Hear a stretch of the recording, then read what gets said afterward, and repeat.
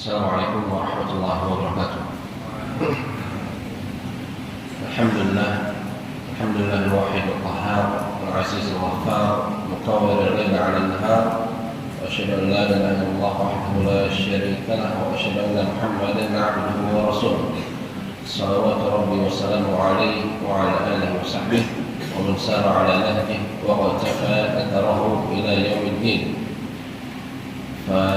اللهم إنا نسألك علما نافعا ونعوذ بك من علم لا ينفع. اللهم كما جمعتنا في هذا المسجد المبارك أن جمعتنا في جناتك النعيم على سرر متقابلين مع النبيين والصديقين والشهداء والصالحين. اللهم تقبل يا كريم. إخواني الأحبة, sudah kita sebutkan di antara hal yang membantu kita menjauhi futur selain istighfar dan doa ada 5 hal yang disebutkan oleh Dr. Abdul Wahid dalam perkataannya, wa khamsatun 'ilaju dha'fil himmah qira'atun fi siyaril a'immah wa dzikru fadlil 'ilmi wat ta'allumi wa suhbatut tullabi ahlil himami wa nuqlatul maluli min sinfil ila akhara fima naf'uhu qad hasala likai ta'ula nafsuhu mushtaqah wa 'adamu tahmili fawqa tahah. Di pertemuan sebelumnya kita sudah menemukan cerita sekaligus keutamaan dari ilmu. Jadi sudah bahas 2 poin.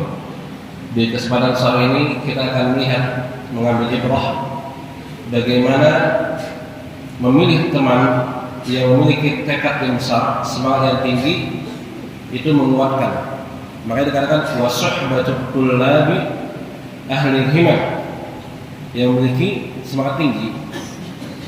Makanya Allah Subhanahu wa taala ketika memerintahkan Nabi Muhammad untuk istiqamah, Allah mengatakan fastaqim kama umirta wa man taba ma'aka. Di sini ada isyarat bahwasanya istiqamah dan kembali kepada Allah ini berat, butuh teman.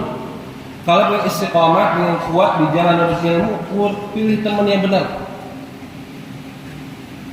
Kita akan mengambil sebuah kelas atau sebuah cerita tentang persahabatan yang sangat kokoh.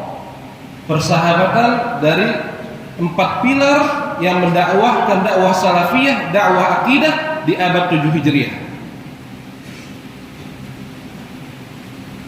4 ulama besar yang mereka mendakwahkan akidah sahihah di saat manusia banyak yang pergi kepada khurafat. 4 sahabat ini mereka kokoh mendakwahkan akidah ini karena mereka bergaul dengan yang sama-sama memiliki tekad membenarkan akidah kaum muslimin. Siapa aja? Syekhul Islam Ibn Taimiyah rahimahullah, yang lahir pada tahun 661 Hijriah. Kemudian Al-Mizzi, dan ini yang paling senior, lahir tahun 654 Hijriah. Kemudian Abul Qasim Al-Birzali, yang lahir pada tahun 661 Hijriah, dan Al-Hafidh Al-Dhahabi, yang lahir pada tahun 673 Hijriah. 4 pilar ini mereka adalah ulama-ulama besar yang mendakwahkan akidah salafiyah. Dan kalau Anda lihat, 3 di antaranya adalah ulama Syafi'i, ulama mazhab Syafi'i besar. Tapi Anda tahu, mereka mendakwahkan akidah salafiyah di mana? Di Syam dan Mesir. Di Syam dan Mesir. Sampai-sampai ketika Taqiyuddin As-Subki ditunjuk sebagai qadil qudah Syafi'iyah di daerah Syam, ditunjuk dan datang malam harinya banyak orang yang datang ke kediaman siapa? Taqiyuddin As-Subki. Minta apa? Lengserkan Al-Mizzi dari majelisnya di Darul Hadits. Jangan biarin. Padahal Al-Mizzi ulama Syafi'iyah, tapi orang-orang yang memerangi akidah yang sahih datang ke Taqiyuddin As-Subki, meminta dilengserkan aja, gak usah ngajar. Apa kata Taqiyuddin As-Subki? Bagaimana insafnya dan luar biasa Taqiyuddin. Beliau mengatakan seandainya Al-Imam Ad-Daraqutni hidup sekarang, niscaya beliau juga akan malu untuk menyingkirkan Al-Mizzi dari majelisnya. Kemudian Taqiyuddin As-Subki punya anak namanya Tajuddin As-Subki. Cuma qadarullah, anaknya ini tidak seinsaf bapaknya. Ulama besar Tajuddin As-Subki rahimahullah. Beliau berguru kepada siapa? Al-Hafidz Adz-Dzahabi. Tajuddin As-Subki, anak Taqiyuddin As-Subki, belajar kepada Al-Hafidz Adz-Dzahabi. Diajari. Bahkan Adz-Dzahabi memberikan keistimewaan bagi Tajuddin As-Subki untuk belajar. Akan tetapi setelah besar apa? Tajuddin As-Subki melarang orang-orang untuk mengambil ilmu dari Adz-Dzahabi, gurunya sendiri tahdzir. Sebab apa? Sebab akidah. Karena Adz-Dzahabi, Al-Mizzi, kemudian Al-Birzali dan Imam Ibnu Taimiyah rahimahullah semuanya mengarah kepada akidah salafiyah. Padahal Tajuddin As-Subki memiliki kitab namanya apa? Tabaqatus Syafi'iyyatul Kubra, tentang sejarah ulama Syafi'iyah. Tabaqat Asy-Syafi'iyyah Al-Kubra, yang diambil tulisan Tabaqat Asy-Syafi'iyyah Al-Kubra dari Tarikhul Islam. Siapa penulis Tarikhul Islam? Al-Hafidz Adz-Dzahabi. Lihat, semuanya empat-empatnya mereka mendakwakan akidah sahihah sampai suatu ketika Syekhul Islam Ibnu Taimiyah rahimahullah kedatangan seorang tamu namanya Radiyuddin Al-Wasiti, seorang hakim dari daerah Wasit, meminta kepada Syekhul Islam untuk dituliskan sebuah kitab yang bisa diajarkan ke kampungnya. Awalnya Syekhul Islam menolak. Syekhul Islam Ibnu Taimiyah rahimahullah menolak. Akan tetapi karena terus diminta, Syekhul Islam duduk dari habis sholat asar menulis sebuah kitab akidah selesai sebelum maghrib yang dinamakan dengan Al-Aqidah Al-Wasitiyah. Al-Aqidah Al-Wasitiyah ditulis antara asar sampai maghrib. Ketika selesai Aqidah Al-Wasitiyah tulis, disebarkan oleh Radiyuddin Al-Wasiti. Apa yang terjadi? Masyarakat dan para ahli ilmu di situ yang akidahnya selain akidah salafiyah marah semua, murka semuanya, dilaporkan ke amir, ke pemimpin di situ. Akhirnya apa? Dipanggil oleh Syekhul Islam Ibnu Taimiyah rahimahullah di sidang terkait Al-Aqidah Al-Wasitiyah.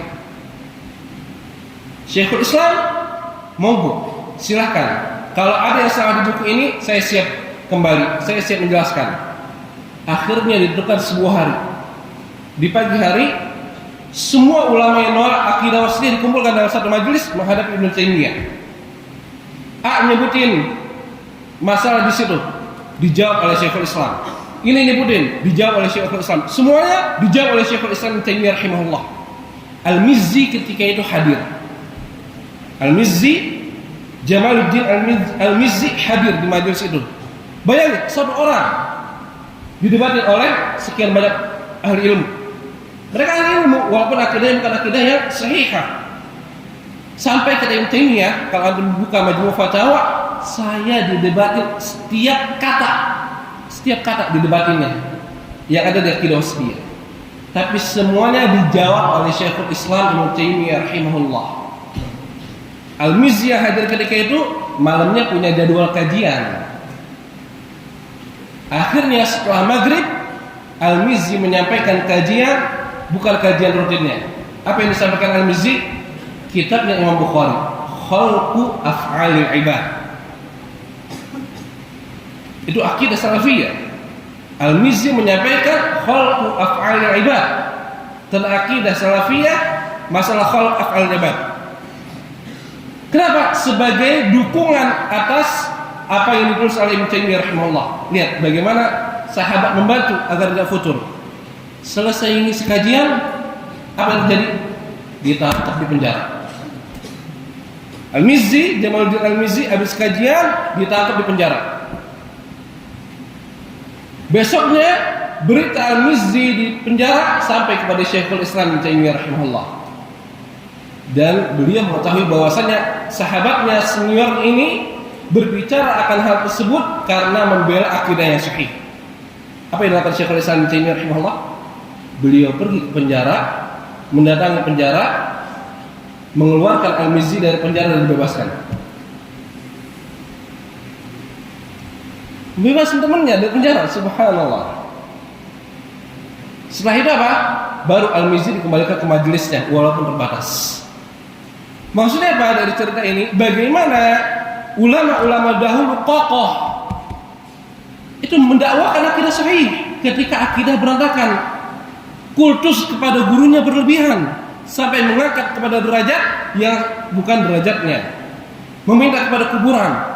Lihat, kalau seandainya mereka nggak memiliki teman yang sama-sama visioner, himmah itu berarti apa? Ulama visioner. Kalau seandainya nggak visioner berat. Akan tapi lihat bagaimana para ulama ini, mereka kuat, mereka nggak lemes, nggak futur. Kenapa? Karena ada teman-teman yang sama, satu visi, satu perjuangan. Oleh karena itu, pilih teman yang baik, pilih teman yang sama-sama punya visi yang bagus, sehingga antum pun ketika futur semangat lagi. Sebagian ulama dulu, sebagian salaf, mereka di waktu sahur udah bangun, ngapain? Ke masjid, berharap orang yang paling depan hadir di majelis ilmu buat belajar. Ternyata ketika sampai di masjid udah ada 30 orang yang ngantri belajar kepada gurunya. Akhirnya apa? Terus introspeksi, gimana caranya bisa dapat kesempatan untuk duduk di majelis ulama tersebut di paling depan. Wallahu a'lam bishawab. Assalamualaikum warahmatullahi wabarakatuh.